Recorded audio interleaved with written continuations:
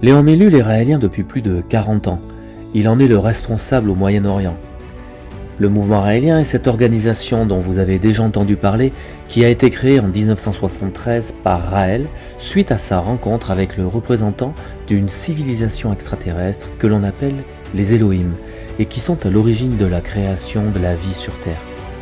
Ces extraterrestres que l'humanité a pris pour des dieux souhaitent revenir officiellement sur Terre dans une ambassade, en Israël de préférence. Juif marocain de naissance, Léon Mellul a décidé très jeune d'aider Raël dans sa mission de diffuser cette information au plus grand nombre et en particulier au Moyen-Orient. Il créa également le mouvement raélien en Israël, berceau des grandes religions, pays où les Elohim aimeraient voir construit à nouveau le troisième temple tant attendu par le peuple juif pour leur retour officiel sur Terre. Léon Mellul a donc passé sa vie à œuvrer dans ce sens auprès du monde arabe et également auprès de la communauté juive de par le monde. En Israël, où il vécut plus de 18 ans avec sa compagne Jos, il est celui qui a annoncé le retour du Messie tant attendu en sonnant le chauffard près du mur des lamentations, accomplissant ainsi la prophétie mentionnée dans les textes hébraïques, stipulant que les temps seraient venus lorsque la corne de bélier sonnerait à nouveau près des murs de Jérusalem.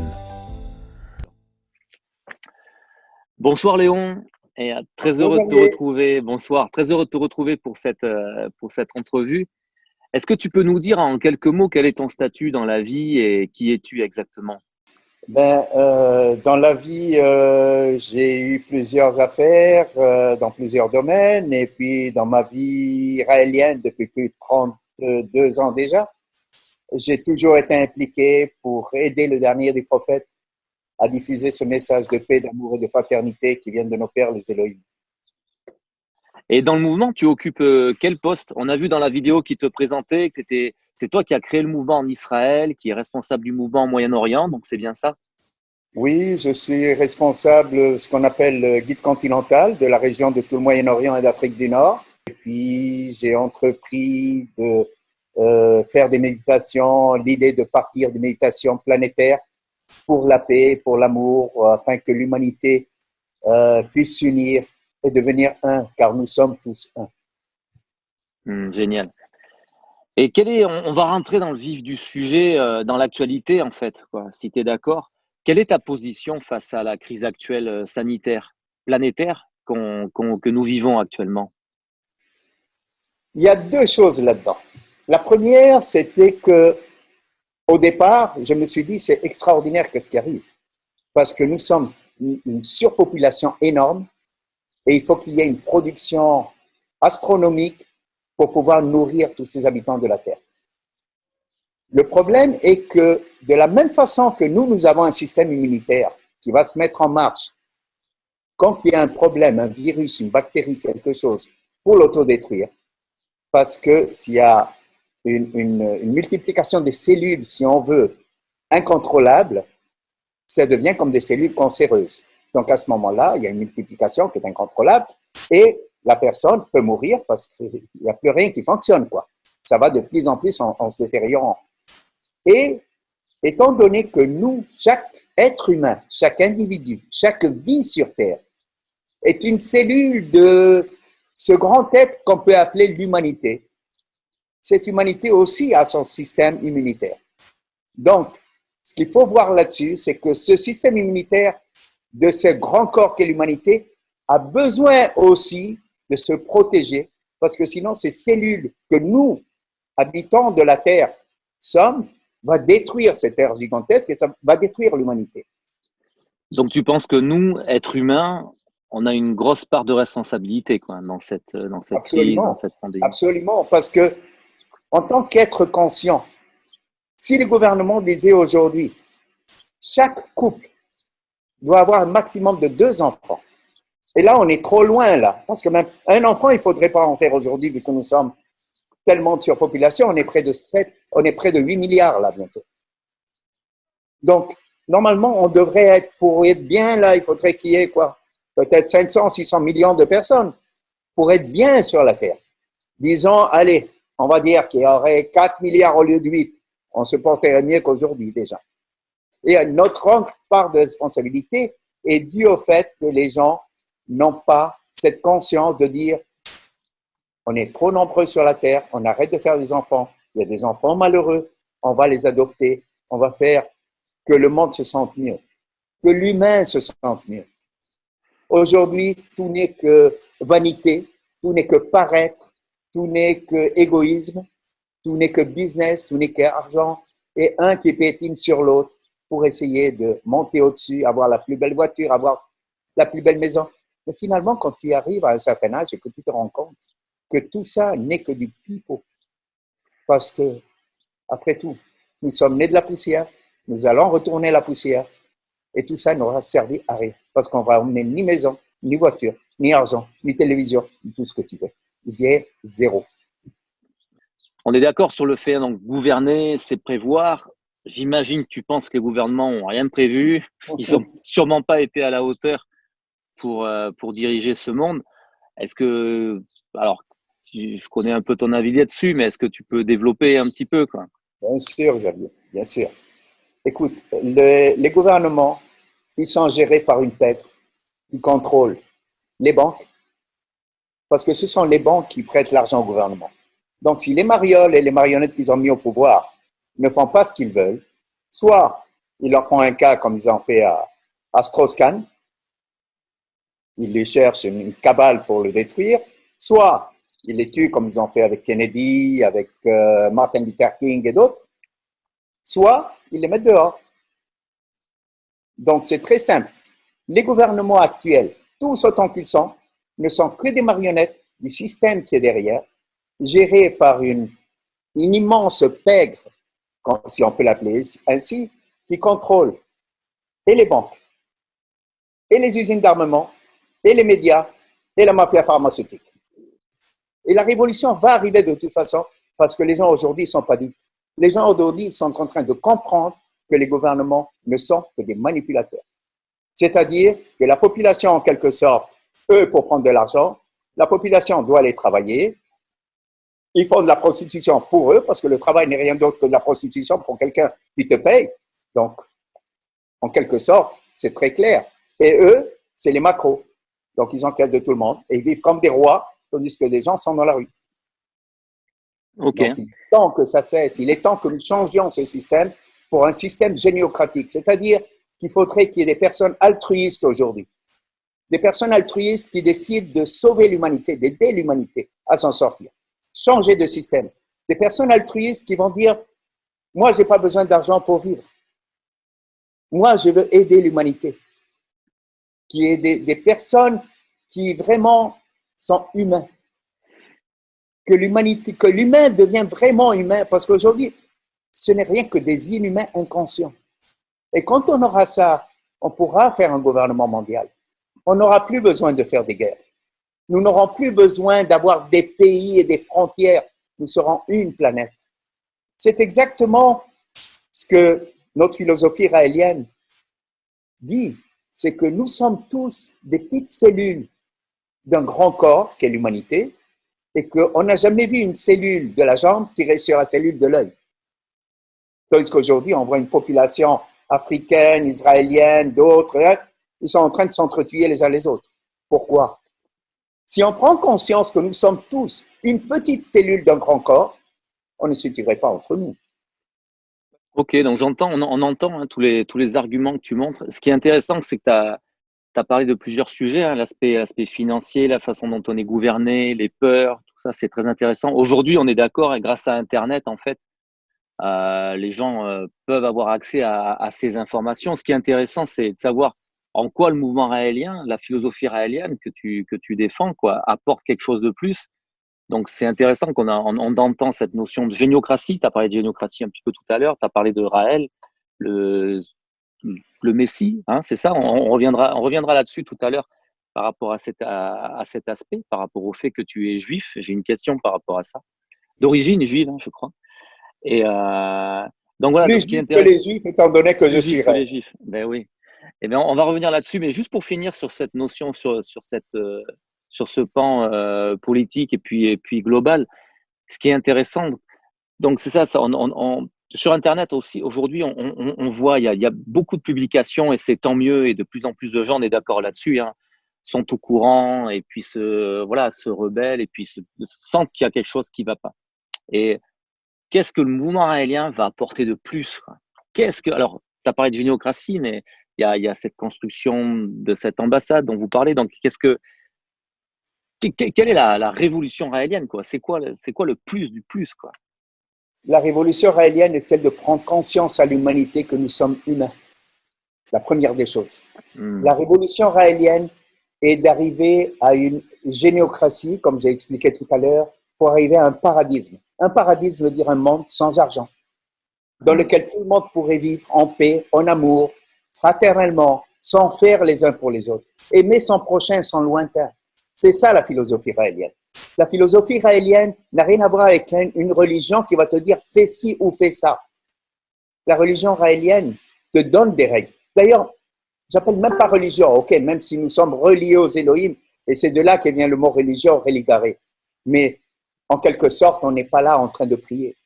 Nous, quand on médite, c'est notre seul exercice d'ailleurs de méditation pour penser aux autres, pour penser à l'humanité, pour envoyer de l'amour, pour envoyer la paix sur la terre. C'est pour ça que souvent on parle plus de philosophie raélienne en fait, quoi. C'est tout à fait ça. Ouais. Moi, je n'ai jamais aimé le mot religion parce qu'on l'assimile toujours à une religion juive, catholique, bouddhiste ou autre.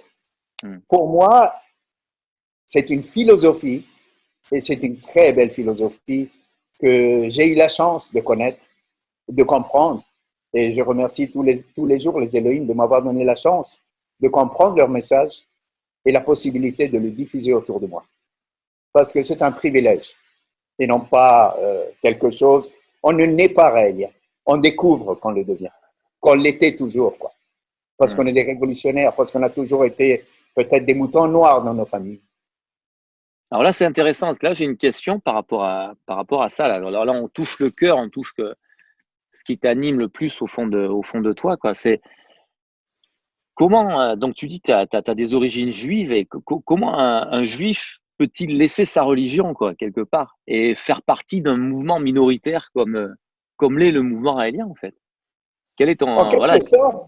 En quelque sorte, Xavier, je n'ai jamais quitté le fait d'être juif. Au contraire, je ne me suis jamais senti aussi juif qu'après avoir compris et reconnu les Elohim. Moi, depuis mon plus jeune âge, j'ai toujours eu des questions auxquelles je n'avais pas de réponse.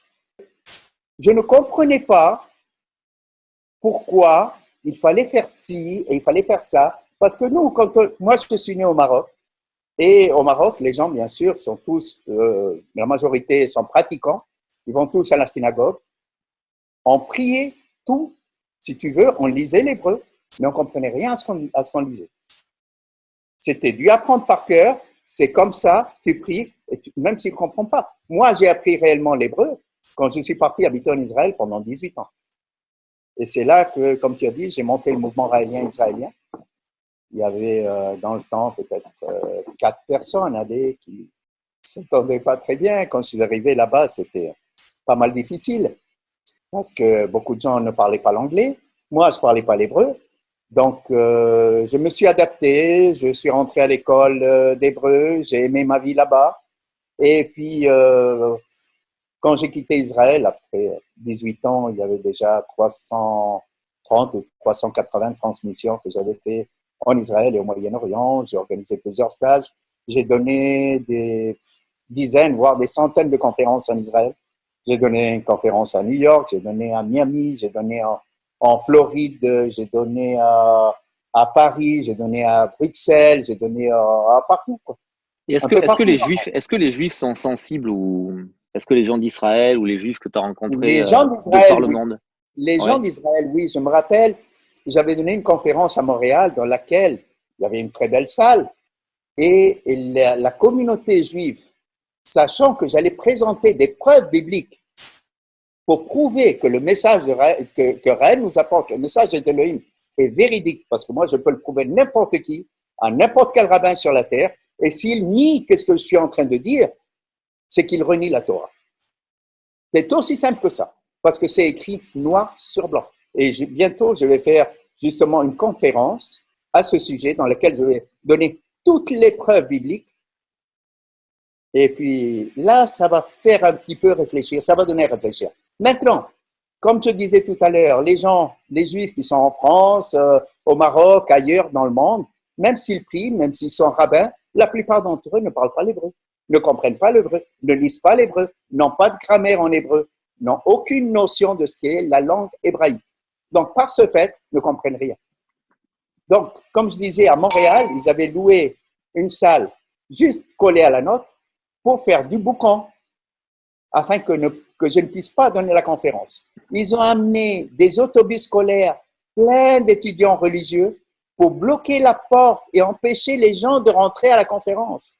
Ils me l'ont fait aussi à Anvers, dans laquelle les Juifs religieux sont rentrés pour voir s'il n'y avait pas d'autres Juifs dans la salle pour les emmener. Non mais attends, si moi j'aurais été rabbin et que j'aurais dit, ben, c'est un farfelu qui est en train de dire n'importe quoi, j'aurais amené des gens dans la salle, je me serais présenté dans la salle et j'aurais démoli cette personne-là qui est en train de dire que les Elohim sont plusieurs, qu'ils viennent d'une autre planète, qu'ils ont créé la vie sur Terre, etc., etc. Si moi j'étais rabbin et que je voulais démolir quelqu'un, c'est ce que je ferais. Mais s'ils ne viennent pas, c'est tout simplement pour une seule et unique raison.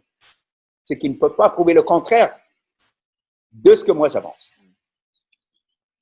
Mais ce qui est fou, c'est que quand on lit les écrits, l'État d'Israël n'a été créé que pour le retour du Messie, pour la construction du troisième temple. Toi qui as vécu en Israël, ils attendent le Messie là-bas, non?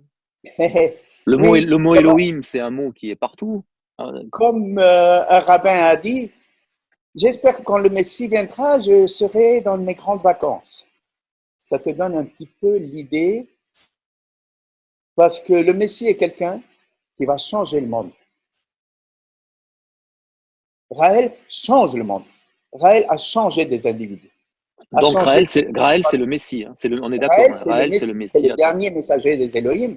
Raël, le nom de Raël est la racine du mot Israël. Et Israël n'existe que dans le but que le troisième temple soit construit pour accueillir les Elohim. Parce que les peuples juifs sont des descendants directs des fils d'Elohim et des fils des hommes, tel qu'il est écrit dans le Tanakh, justement. Et puis les gens les prennent pour des dieux. Bon, une civilisation primitive, dans ce temps-là, qui a écrit ce qu'il voyait. Donc, il voyait quelque chose descendre du ciel, c'était divin. Moïse voyait le buisson ardent, et pour lui, c'était du feu, c'était pas un projecteur. Donc, c'est pour ça que le buisson ne brûlait pas.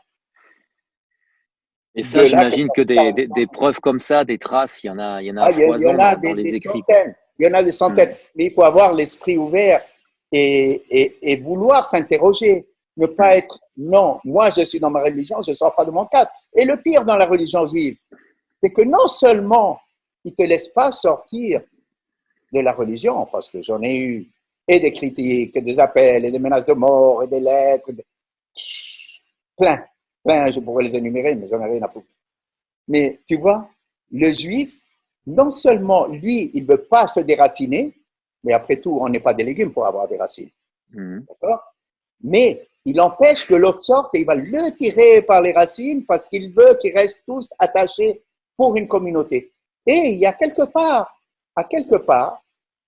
il y a, si on lit les messages et on comprend le message des Elohim, pourquoi chez les Juifs, ils ne veulent pas qu'on marie quelqu'un d'autre qui n'a pas de religion juive?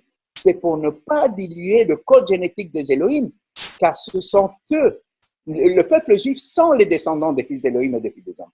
Et pour ne pas que ce code génétique soit dilué, ils ne permettent pas qu'il y ait des mariages mixtes. Mais bien sûr, aujourd'hui, il y en a. Ce n'est pas le cas. Tu sais que les yeshivas, les écoles rabbiniques, il est interdit de lire certains passages à deux pour ne pas qu'ils puissent les commenter. Donc, il les lit tout seul et tu vas à ton rabbin voir ce que lui, il te dit. S'il te dit c'est ça, ce que le rabbin a dit là, c'est lui, le descendant de Dieu, qui va te dire, c'est lui le plus haut là. Il n'y a pas, même si ton père te dit, non, c'est le rabbin qui t'a dit. Donc, il te met dans un sac et il ferme bien le sac pour ne pas que tu puisses en sortir. Et pour ne pas que tu puisses commenter avec d'autres des textes qui peuvent mettre en doute ou que tu puisses toi douter. Si tu avais un message à faire passer aux jeunes d'aujourd'hui, quoi, aux jeunes d'aujourd'hui qui vivre dans ce monde. Tout à l'heure, tu as dressé un portrait de l'état de la planète, les solutions à venir, cette notion, cette période charnière dans laquelle on est, une période où voilà quoi, il y a un Messie sur terre quoi, que le peuple juif attend et que l'humanité attend. Quel message tu aurais à faire passer aux jeunes d'aujourd'hui qui, comme on disait tout à l'heure, qui veulent plus de religion quoi, qui veulent plus de tous ces systèmes, qui veulent un nouveau monde de paix, d'amour, de fraternité. Qu'est-ce que tu aimerais leur donner comme message? Ce que j'aimerais leur donner comme message est d'être dans l'être, d'aimer leur prochain et leur lointain, de ne pas être là juste pour le paraître, pour vivre pour rien. Vivre pour rien parce qu'aujourd'hui, ils prennent plus conscience ni d'un arbre, ni d'un oiseau, ni de tout ce qui nous entoure, et encore moins de l'humain, parce que tu vois des gens qui vivent par terre, qui n'ont pas de maison, qui n'ont rien à manger. Et il y a d'autres qui sont en train de se gaver. Des milliardaires qui ne savent même plus quoi faire de leur argent. Cet argent devrait être distribué à toute l'humanité pour que tout le monde puisse vivre sous un toit, manger dignement et vivre comme un être humain, pas comme un animal. Parce que nous sommes tous un. Toute l'humanité, toutes les cellules que nous sommes, nous faisons partie d'un grand corps. Donc nous sommes tous un en quelque sorte. Et c'est ça ce que la plupart des gens ne comprennent pas. C'est chacun pour soi. Donc je comprends, ouais, c'est le message fort que tu as, parce que tu as commencé tout à l'heure cette entrevue là-dessus. Hein, c'est le message fort que tu nous donnes ce soir, en fait, quoi, le fait de prendre conscience qu'on n'est pas seul, mais surtout qu'on est une cellule d'un grand corps et qu'on est tous responsables, et de ramener à l'être, quoi, hein, si je comprends bien. Tout à fait. Bon, et ben, il y a plus qu'à du coup. Alors, qu'est-ce qu'on fait, quoi? Si on veut en savoir plus sur le mouvement raélien, comment ça se passe? Si on veut en savoir plus sur le mouvement raélien, premièrement, il faut lire les messages, ils sont gratuits. Donc les messages, c'est les livres qu'a écrit Raël, c'est ça, hein, Le livre qu'a écrit Raël, c'est, si on veut, c'est pas le livre à Raël, oui. C'est le message que les Elohim ont donné à Raël. D'accord. Il a transcrit, qu'il a écrit et qui nous apporte.